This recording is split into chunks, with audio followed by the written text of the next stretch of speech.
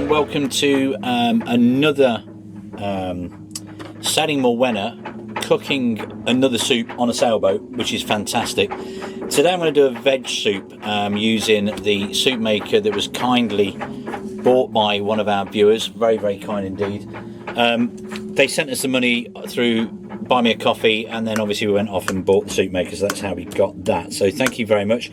If you fancy buying us a coffee or anything like that, we greatly appreciate it. Please like and subscribe, because obviously we're trying to make a go of this channel and we can only do it with your help, and we want some views, comments and ideas from yourself as well. So today we're going to use up end of the week type veg. We've washed all the veg out and we've washed our little soup maker out, as you can see. And as we said before, if you missed that last one, the soup maker literally is like an electric kettle, 1.6 litres. You pop your soups, your stock in there, and your vegetables or your meat, whatever you like. Use pre-cooked meat apparently, because this doesn't cook meat for long enough and hot enough. So this thing then has a lid which connects into that part there. You set it, 21 minutes later it will make you a fine soup, or it will make you a coarse soup. Looks to me like it's meant to be like that. So you literally pop this lid back on, you set it going, and it makes 4 helpings of delicious soup. And we tend to use sort of end of week veg, and we've just been to Tesco's and bought some packs of veg which were reduced to 71 pence. We're going to see how those go. So first things first, wash our hands. Obviously nice sharp knife, wash the board and prep the veg, or wash the veg. Now I tend to use a stock cube, which is an own brand stock cube. I'm sure that they're all pretty much the same. Now, as I said before in my last video, and it's just a little thing I do, I tend to chop these stock cubes up. I'm sure you don't need to, but because they sit at the bottom, I'm just kind of aware that they might not get minced up with the rest of the food. So that goes in, literally as easy as that. I'm going to put a bit of salt and pepper in to taste. Okay, so normal pepper, bit of that goes in. There we go, and a little bit of salt, not too much salt. Now these stock cubes I did look up, because somebody did ask us about obviously making vegetarian soup, and it does say on the back of these stock cubes that they are vegetarian friendly. It's got a little V there, I don't know if you can see that. So they are actually vegetarian friendly. I don't know about vegan, so perhaps you need to look into that. And like I said before, you can actually substitute a lot of the meat that you get. You could substitute that for corn or another meat substitute. I'm afraid I don't know the names of other meat substitutes, but I'm sure there are some out there. So if you want to make a chicken type soup, you could use corn instead of chicken. And as for the stock, you could make a really nice vegetable stock. So I'm going to pop 3 cloves of garlic in, one sort of decent sized one and 2 small ones, should I say. And all I'm going to do with these is, again, I am going to sort of rough cut them up and go from there. Just peel these off. Now apparently you can squash these and it's easy to peel, but it just seems to not be the way that I do it. So I'm just going to literally slice these up, just very sort of, not too small, because as I say, the soup makers have got a blade that rotates in them like a liquidizer, and that makes your smooth soup. So there we go. Apparently if you chop garlic up, it makes it more flavoursome. So how true that is, I don't know. Rather than cooking it with a whole clove. Right, so that's gone in. I'm going to use a bit of a leek that we normally keep our leeks in water, and we normally sort of like keep them alive, and we even grow them. But I'm afraid this one got put away with the spring onions, so we got missed. But yeah, I'm going to literally pop that in. And today's soup is going to be a leek, potato,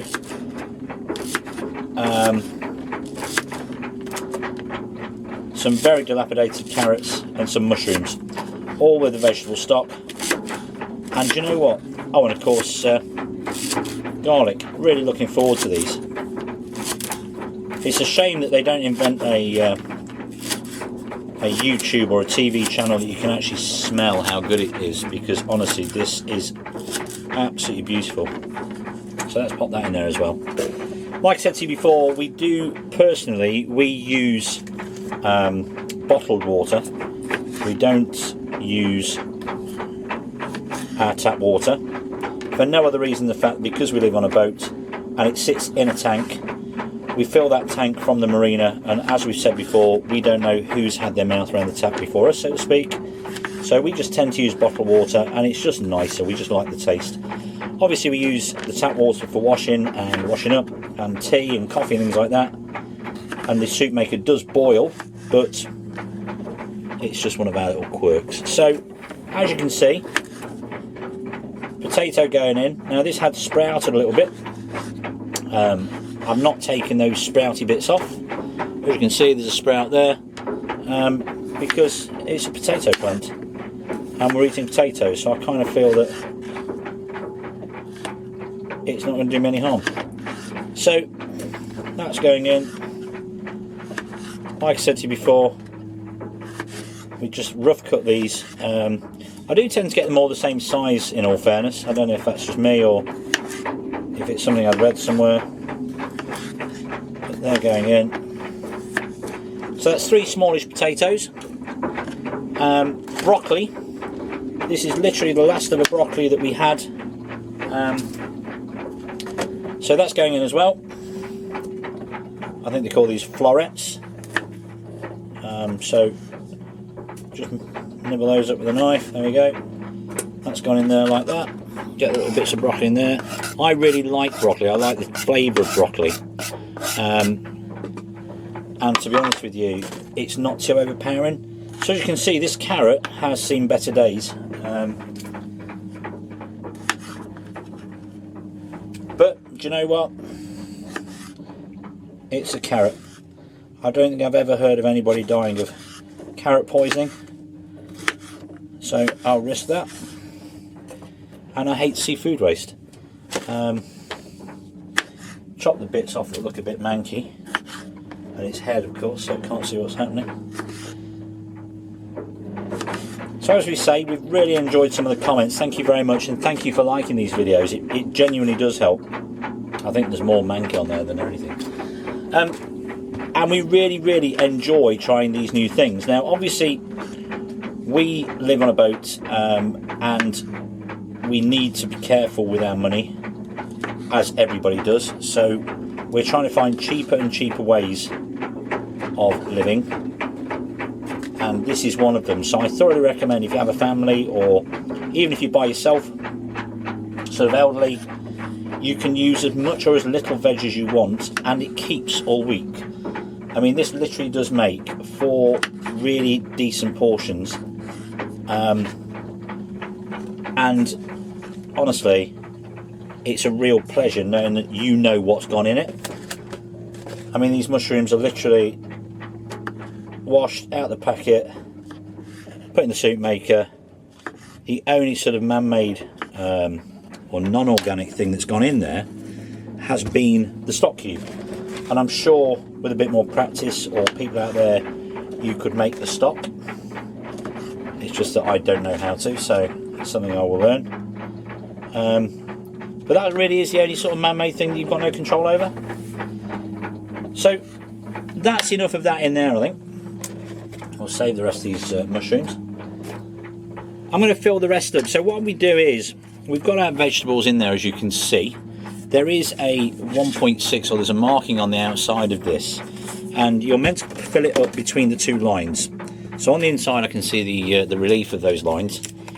So in we go. So that's our first 500 ml of water. Okay, and this is literally just an own brand bottled water, which we buy in the case, or by the case. And then there we go. So that's used 1 500 ml bottle, and that much, so half again. So 750 ml of water that's all we've actually used. Now, as we've said before, we do cook using our inverter, and what I'm going to do is I'm going to have a quick look at the batteries, which are sat at the minute, because it is very, very windy, it's sat at 13.8, I believe. Let's have a quick look. So there we go. So hence the noise in the background, that whirring noise, that's our wind turbine going around. We do have solar and we have wind. We'll have wind after this soup as well. But yeah, we have wind and turbine and solar. Today the wind turbine is really going for it, and it's kicking our batteries up to 13.8. I'm just going to confirm that, so bear with me.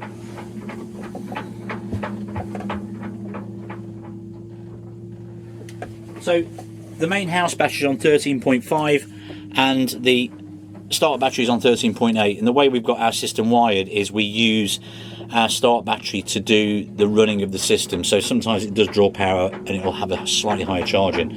So we're going to pop our inverter on, and then this should light up. All being well, there we go. It's made a beep, and as you can see, the little LED lights are flashing. What we do is then we literally press the mode button, and we want smooth, so we press it till the smooth lights up, and then we literally, technical, press start. This will count down and you'll get a delicious soup. I'm not going to bore you with watching a kettle or watching a soup maker, because obviously you don't really need to see that. So we'll see you shortly when this is done, and we'll show you what it's like. So as you can see, with 13 minutes to go, and this is the amount of steam it's produced. The camera you're looking through is literally sitting above it. It is hot to touch. There is the odd wisp of steam coming out of it, but this is as quiet as it gets. The tapping you can hear is a halyard in the background because it is windy out there. So just an update on that. There's now 12 minutes to go. What it's going to do shortly, it will literally make a beeping noise, and then it will start to do its liquidizing program. It doesn't do it all at once. It beeps, it liquidizes, then it continues cooking, and then it will beep again in a couple of 3 minutes after that. So interestingly enough, again, I'm not going to show you all that because a beep and a grinding noise is not exactly newsworthy. But there we go, that's the amount of steam it's making. And do you know what, just to give you an update on the batteries are now sitting, bear with me, I'll have a look, at 12.1. bearing in mind that's running the inverter and it's running the soup maker, so that isn't a true reflection. That's what it's down to at the minute while this is being used. In the background on our 12 volt system, alongside this using 240 volts, we have the freezer, which is a compressor freezer, the fridge, and the heater, which is also using 12 volts behind the scenes. So we've got 240 volts coming out of it, and we've also got the 12 volts coming out of it. So as you can see, still not a lot of steam, or still no sort of real steam to talk of. So absolutely ideal in a camper van or in a boat or in a kitchen, you know, because you don't want to be, having said that now, it's just done that, you don't want to be steaming yourself up. So we'll give you a progress report in a moment.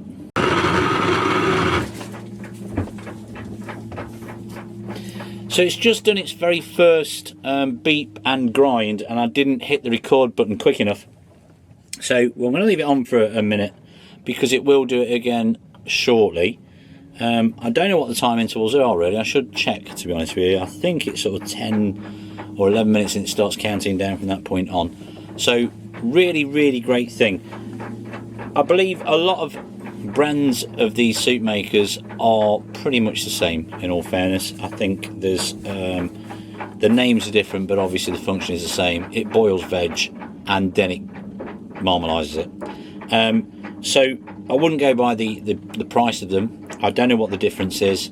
We're really happy with this one. As I said to you before, this was very, very kindly bought by one of our viewers who sent us the money, because we'd said about soup makers and trying to find a way that we could live more economically and a little bit more healthy as well, to be honest with you, because that's what it's all about these days. And we can go off grid and sail anywhere, and we can substitute sort of meat for fish, and we can grow vegetables if we get an allotment, and we can buy vegetables pretty much anywhere in the world, fresh veg at that.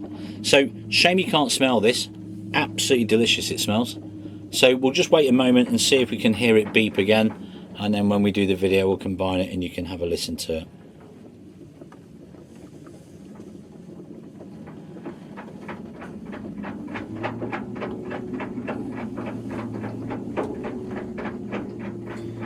You might just notice there's a bit more steam coming off it now.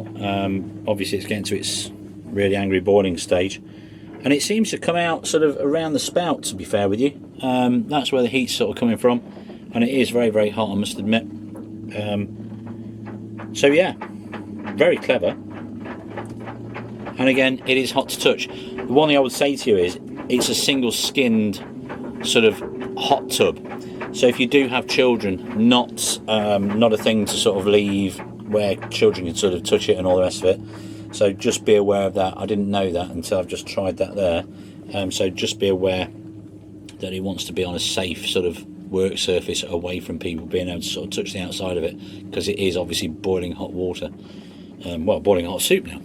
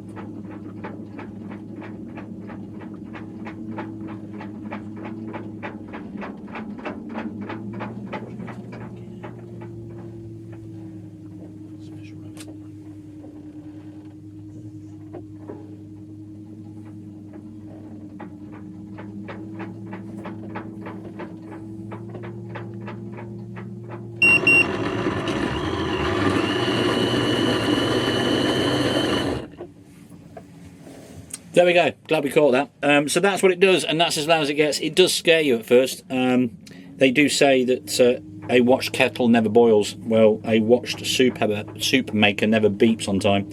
So there we go, that's what it does, that's as loud as it gets, and then it will do that 2 or 3 times between now and the end of cooking. So we'll show you the finished result in a moment. So we are now in the last throes of it doing its business. As you can see, the frequency of the blend has got quicker, and it stays for longer. So that's the one thing I'll say to you. Just noticed on there that the smooth is 21 minutes and the chunky is 28 minutes. I don't know why. Perhaps it's because it cuts it up small and then it's easy to cook. I don't know. But that's pretty much as noisy as it gets and as angry as it gets. And this is its final little blend. It does this same process on every soup it makes. It's not specific to the soup we're having today. So in a minute's time or just under, we'll be able to show you, take the lid off and show you, and then we'll tell you what the batteries are doing. So quite exciting, really, if that sort of thing floats your boat. Once it's finished cooking, it goes into a keep warm mode. We don't tell it to keep warm because it keeps it warm for 30 minutes, I believe, which we don't need. We're literally going to turn it off and then we'll serve it. We'll have a look at it and turn it off, and then we will put it into Tupperware containers, put it in the fridge, and then what we do is we don't have a microwave on the boat. We pop it into warm water in a pan and warm it through that way. You could put it in a pan and warm it, but there you go. That's what it does. Tells you it's all done. And it was once it goes past there, it now goes into a keep warm mode. As you can see, the little LED dial type thing is lighting up and chasing itself around. So I'm just going to stop that. There we go. And that's now turned off. So let's have a quick look. There we go. Amazing. I made a soup that isn't green, which is fantastic. We'll let you know how tasty that is on the next video. So thank you so much for watching. Please, please, please like and subscribe and comment. We really want those comments. If you've got any ideas for recipes, or you want to see us try something and see how we get on with it, then please, please, please do that. Send in Morwenna. We're going to do more cooking on the boat, and we've got a big journey planned very, very soon. So keep tuning in. Thank you so much. Take care in the meantime. Bye-bye. Quick update, by the way. Sorry, I forgot to tell you what the batteries were going to be doing. After we've just done that for 21 minutes, we've just turned the inverter off. So the inverter's just turned off and the batteries have sprung back up to 12.9 volts. So 21 minutes at 1000 watts. The batteries were at 13.5. Turned the inverter on, they went to 12.2. We've turned the inverter off, they've gone back to 12.9. The wind turbine, I don't know if you can hear that, is whizzing around in the background, so it's kept up quite nicely. Everything's showing green. So again, you can cook this off grid on your inverter in your camper van, and it's not a energy hungry sort of device. 4 good meals from it, and it's just the way forward, we think. Let us know how you get on with yours.